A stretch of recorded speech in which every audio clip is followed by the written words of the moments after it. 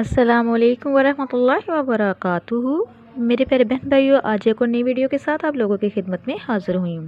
ایک حافظ قرآن عورت جس نے 100 بچیوں کو قرآن پاک حفظ کروایا، لیکن پھر بھی اس پر اللہ تبارک و تعالیٰ کا دردناک عذاب کیوں آیا؟ اس کا شوہر یہ خود واقعہ بیان کرتا ہے۔ میری بیوی حافظ قرآن تھی اور اس نے 100 بچیوں کو حافظ قرآن بنایا تھا، لیکن جب وہ وفات پا گئے تو روز اس کی قبر پھٹ جاتی، اس کی قبر سے دھواں نکلتا۔ میں روز اپنی بیوی کی قبر بنواتا۔ میں سوچ رہا تھا کہ اس نے کون سا ایسا گناہ کیا ہے۔ میں نے اس کے گھر والوں سے پوچھا تو سالی روتے ہوئے مجھے کمرے میں لے گئی اور مجھے ایسی چیزیں دکھائی کہ میرا کلیجہ منہ کو آ گیا۔ میری شادی کو 6 سال گزر چکے تھے اور میری بیوی بہت ہی خوبصورت تھی۔ شادی سے پہلے 100 بچیوں کو قرآن حفظ کروا چکی تھی، تو میں بہت خوش تھا کہ میری بیوی کی دنیا کے ساتھ آخرت بھی سنور گئی ہے اور وہ ہمارے بچوں کو بھی اچھی تربیت دے گی۔ لیکن شادی کا اتنا وقت گزر جانے کے بعد بھی ہمیں اولاد نہ ہوئی۔ میں بہت مایوس اور اداس ہو گیا تھا، لیکن میری بیوی اپنی مایوسی کو چھپا لیتی تھی اور صبر سے وقت گزارتی تھی۔ پھر ایک دن اللہ تبارک و تعالیٰ کو ہمارا صبر پسند آ گیا اور ہمیں اولاد سے نواز دیا۔ میں اپنی بیوی کا بہت خیال رکھتا۔ اللہ تبارک و تعالیٰ نے ہمیں بہت سا پیارا بچہ دیا۔ بچہ پیدا ہونے کے بعد ہی میری بیوی کی طبیعت خراب رہنا شروع ہو گئی۔ بیوی کی طبیعت کو دیکھ کر اللہ سے بہت دعائیں کی۔ میری دعاؤں کے باوجود لیکن بیوی کا انتقال ہو گیا۔ سب جاننے والے افسوس کر رہے تھے، لیکن میں غمزدہ تھا۔ جب غسل کے بعد تدفین کے لیے قبرستان پہنچے، آسمان پر کالے بادل چھا گئے، گویا ایسا لگ رہا تھا جیسے رات پڑ گئی۔ جیسے ہی بیوی کو دفن کیا، نہایت ہی تیز بارش شروع ہو گئی۔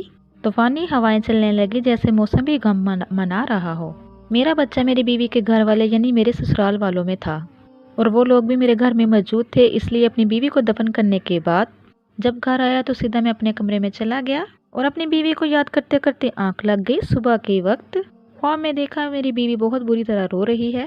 اس کو ایسے روتا دیکھ کر میں اٹھ کر بیٹھ گیا اور بارش بھی تھم چکی تھی۔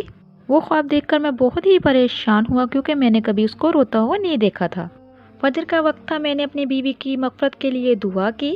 ویسے تو یقین تھا کہ میری بیوی بہت زیادہ نیک ہے۔ میں نے باہر جا کر دیکھا سب نماز پڑھ رہے تھے۔ میں نے اپنے بیٹے کا پوچھا تو میری بیوی کے بھائی نے بیٹا لا کر مجھے دے دیا۔ وہ سویا ہوا تھا، میں مطمئن ہو گیا۔ اس کے بعد میں قبرستان گیا، اپنی بیوی کے لیے قرآن پڑھنا چاہ رہا تھا کہ خواب کی وجہ سے میں پریشان تھا۔ جب میں قبرستان پہنچا، دل خوف سے پریشان ہو چکا تھا۔ جب میں نے اس کی قبر کو دیکھا تو قبر پہ ایسا عذاب آیا ہوا تھا جس کو میں دیکھ کر ڈر گیا۔ اس کی قبر پھٹی ہوئی تھی اور اس کی قبر میں سے دھواں باہر آ رہا تھا۔ استغفر اللہ۔ وہاں اتنی تپش تھی کہ وہاں کھڑا ہونا مشکل ہو گیا۔ کوئی بھی دوبارہ میری بیوی کی قبر بنانے کے لیے تیار نہ تھا۔ ایک مزدور مانا جس کو 4 گنا زیادہ پیسے دے کر میں نے قبر بنائی۔ اب جب میں اپنے گھر پہنچا تو میری حالت بہت زیادہ خراب تھی۔ سب نے بیوی کی جدائی سمجھ کر حوصلہ دیا، جبکہ میں پریشان تھا جو میں دیکھ کر آیا تھا۔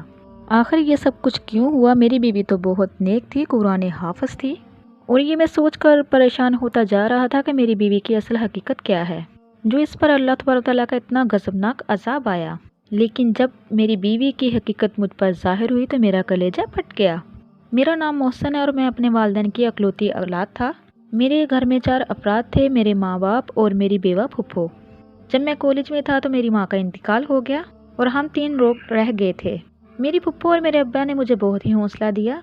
میں سنبھل کے میں کالج جانا شروع کر دیا۔ جب پڑھائی سے مکمل ہوا تو میرے باپ اور پھپھو نے میری شادی کر دی۔ قبرستان سے ہو کر آیا تو میں بہت زیادہ پریشان رہنے لگا۔ مجھے کچھ بھی خبر نہیں تھی گھر میں کیا ہو رہا ہے، کیا چل رہا ہے۔ مجھے بس یہی فکر کھائی جا رہی تھی کہ میری بیوی نیک ہے، آخر اس کی قبر پر عذاب کیوں آ رہا ہے۔ ایک دن ایسا ہی ہوا، پھپھو کہنے لگی آپ سے ضروری بات کرنی ہے۔ پھپھو میری بیوی کو فوت ہوئے ابھی 21 دن ہوئے تھے۔ میری پھپھو دوسری شادی کا منصوبہ بنا رہی تھی۔ میں غصے میں آ گیا اور کہا کہ اتنی جلدی مجھ سے شادی کی بات نہ کریں۔ پھپھو نے کہا کہ میں بوڑھی ہو گئی ہوں، آپ کو اور آپ کے بیٹے کو نہیں سنبھال سکتی۔ پھر میں نے انکار کر دیا۔ پھپھو نے غصے میں آ کر کہا اپنے بیٹا خود سنبھال لو۔ میری بیوی کو میری بیوی کی چھوٹی بہن سنبھال رہی تھی۔ پھپھو چاہ رہی تھی کہ میں اس سے نکاح کر لوں تاکہ بیٹے کو ماں کا پیار مل سکے۔ میں اس بات کو انکار کر رہا تھا، لیکن پھپھو کا اصرار دن بہ دن بڑھتا جا رہا تھا۔ اسی طرح ایک دن میں نے پھر پھپھو کو شادی کے لیے ہاں کر دی۔ میں جب شام کو گھر واپس آیا، پھپھو نے نکاح کی تیاری کر رکھی تھی۔ میں سب کچھ یہ اپنے بیٹے کے لیے کر رہا تھا۔ نکاح کے بعد میں نے اپنے آپ کو کمرے میں بند کر لیا اور سوچنے لگا کہ میری دوسری بیوی میری پہلی بیوی جیسی ہوگی۔ میں صبح کو کام پہ جاتا اور شام کو واپس آتا۔ میری دوسری بیوی نے گھر کا سارا کام کاج سنبھال لیا تھا۔ ایک دن میں کام سے واپس آ رہا تھا، میں نے جب میری نظر اس پر دوسری بیوی پر پڑی تو وہ دیکھا کہ وہ تو اپنی بہن سے بھی زیادہ خوبصورت تھی۔ جس کی وجہ سے میں اس کی طرف متوجہ ہوا۔ اس کے چہرے پہ معصومیت تھی۔ اس کو دیکھ کر ایسا لگ رہا تھا کہ وہ اپنی بہن کی موت سے خوش اور مطمئن ہے۔ میں نے اس سے غصے سے کہا، تو اتنا مطمئن کیوں ہے؟ وہ حیرت اور پریشانی سے مجھے دیکھ رہی تھی۔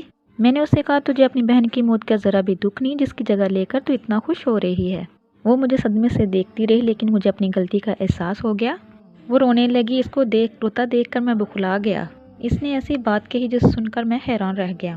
وہ بار بار یہ کہہ رہی تھی کہ مجھے یہی خوف تھا کہ وہ باجی سے اللہ ناراض ہو جائے گا اور اس کو عذاب دے گا، مگر وہ میری نہ سنتی تھی۔ لیکن میں اس کی بات سن کر حیران رہ گیا، کیونکہ میری محروم بیوی کچھ ایسا کرتی تھی جس سے اس کی بہن واقف تھی اور اسے روکتی بھی تھی۔ جب میں نے تفصیل پوچھی تو وہ پریشان ہو گئی اور بات بدلنے کی کوشش کی۔ میں نے سچ جاننے کے لیے التجا کی، پھر اس نے اپنی بہن کی حقیقت بتائی۔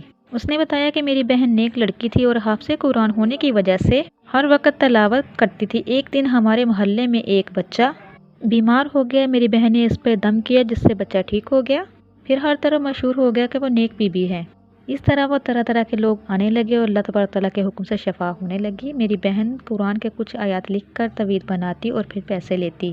ایک دن آدمی ہمارے گھر آیا، وہ کسی لڑکی سے شادی کرنا چاہتا تھا، مگر وہ لڑکی شادی شدہ تھی۔ وہ چاہتا تھا کہ وہ اس سے شادی کر لے۔ میری بہن نے انکار کیا، یہ گناہ کا کام ہے، لیکن اس نے جب 1.5 لاکھ دینے کا کہا، میری بہن نے بھائی کی جان بچانے کے لیے نہ جانے اس کاغذ پہ ایسا کیا لکھا کہ اس کی خواہش پوری ہو گئی اور ہمارے بھائی کا علاج بھی آسانی سے ہو گیا۔ اسی طرح بہت سے لوگ آنے لگے جو ناجائز مطالبے کے لیے تعویذ بنوانے لگے۔ ایک روز میں نے چھپ کر دیکھا کہ وہ تعویذ کیسے بناتی ہے۔ جو میں نے دیکھا تو میں دنگ رہ گئی کہ میری بہن کاغذ پر الٹا قرآن لکھ رہی تھی اور یہ کالا علم تھا۔ میں اپنی بہن کو روکنے لگی کہ وہ توبہ کر لے۔ اس نے کہا کہ اگر میں ایسا نہ کرتی تو ہمارا بھائی کب کا مر جاتا۔ میں نے کہا اس عمل سے بہتر تھا کہ ہمارا بھائی مر جاتا۔ میں نے اپنی بہن کو بہت سمجھایا، لیکن وہ لالچ میں آ چکی تھی۔ وہ اتنی نیک تھی کہ اس نے روحانیت پا لی تھی، لیکن پیسے کی لالچ میں آ کر اس نے سب کچھ گنوا دیا۔ میں ڈرتی تھی کہ یہ توبہ کر لے، کہ ایسا نہ ہو کہ اس کو اللہ تبارک تعالیٰ مہلت نہ دے۔ ایسا ہی ہوا کہ اس کو مہلت نہ ملی توبہ کرنے کی۔ شوہر کہنے لگا، جسے میں نیک سمجھتا تھا وہ پیسوں کی لالچ میں گناہ کرتی رہی، آج وہی عذاب اس کی قبر پر آ رہا ہے۔ استغفر اللہ۔ کالا علم کروانے اور کرنے والے دونوں پر اللہ تبارک تعالیٰ کی لعنت ہے اور اللہ تبارک تعالیٰ کا ان پر سخت عذاب آئے گا۔ اللہ تبارک تعالیٰ سے دعا کہ ہم سب کو ایسے حرام کاموں سے بچنے کی توفیق عطا فرمائے۔ اسی کے ساتھ میں اجازت چاہوں گی، نیکسٹ ٹائم پیاری ویڈیو کے ساتھ دوبارہ حاضر ہوں گی۔ اب تک کے لیے اتنا ہی، اللہ حافظ۔